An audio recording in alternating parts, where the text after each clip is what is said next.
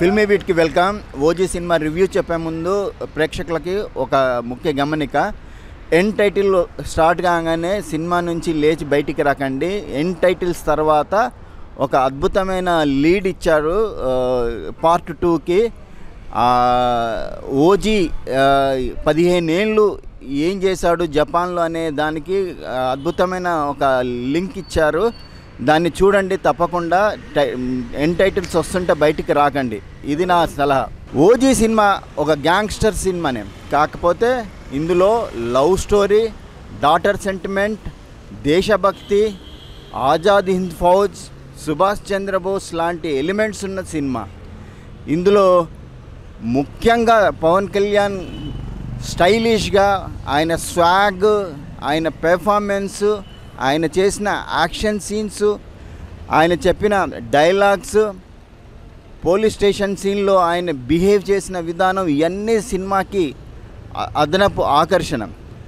ఈ సినిమాని ఒక జపాన్లో రెండో ప్రపంచ యుద్ధం బ్యాక్డ్రాప్తోని చెప్తూ సుజిత్ ఈ కథను స్టార్ట్ చేసిన విధానం చక్కగా వెంటనే సినిమాలోకి తీసుకుపోయేలా ప్రేక్షకుడిని ఒక కనెక్ట్ చేసేలా చేసింది. అలా కనెక్ట్ చేసిన సుజిత్ అణువున ఒక కొత్త ఎలిమెంట్స్ చేసి, ఒక కొత్త ఎలివేషన్ చేసి, క్యారెక్టర్లన్నిటికీ ఒక్కొక్క ఎలివేషన్స్ ఇస్తూ కథను రాసుకున్న విధానం ఈ సినిమాకి ప్లస్ పాయింట్. శ్రీయారెడ్డి క్యారెక్టర్ కానీ, ప్రకాష్ రాజ్ క్యారెక్టర్ కానీ, తర్వాత వాజీ క్యారెక్టర్ కానీ, ఇలా ఎన్నో క్యారెక్టర్లు ఉంటాయి. ప్రతి క్యారెక్టర్కి ఒక సమన్యాయం పాటిస్తూ పవన్ కళ్యాణ్ను అందులో బ్లెండ్ చేసిన విధానము, పవన్ కళ్యాణ్ ప్రేమ కథను బ్లెండ్ చేసిన విధానము, తన కూతురి సెంటిమెంట్ని బ్లెండ్ చేసిన విధానం చాలా అద్భుతంగా ఉంది. ఈ సినిమాలో కథ స్వభావం రీత్యా అక్కడక్కడ కొంత ల్యాగ్ అనిపిస్తుంది. అది రెగ్యులర్ ప్రేక్షకులకు పెద్దగా అదేం పట్టింపు ఉండదు. కాకపోతే హేటర్స్కి మాత్రం ఈ పాయింట్ని తీసుకొని రకరకాలుగా కామెంట్ చేస్తుంటారు. ఇలాంటి హేటర్స్ ఇచ్చే వాటిని పట్టించుకోకూడదు అనేది నా మనవి. సో ఈ సినిమాకి ముఖ్యంగా ఇద్దరు హీరోలు, ఒకరు తమను, ఒకరు సుజిత్ రాసుకున్న కథ, స్క్రీన్ ప్లే ఒక అద్భుతమైతే ఆ సన్నివేశాలని నెక్స్ట్ లెవెల్కి తీసుకుపోయింది తమన్ ఇచ్చిన బ్యాక్గ్రౌండ్ స్కోరు, కనురెప్ప కూడా కొట్టకుండా తీసిన రవిచంద్రన్, మనోజ్ పరమహంస సన్నివేశాలు చిత్రీకరించిన విధానం చాలా బాగుంటుంది. ఈ సినిమా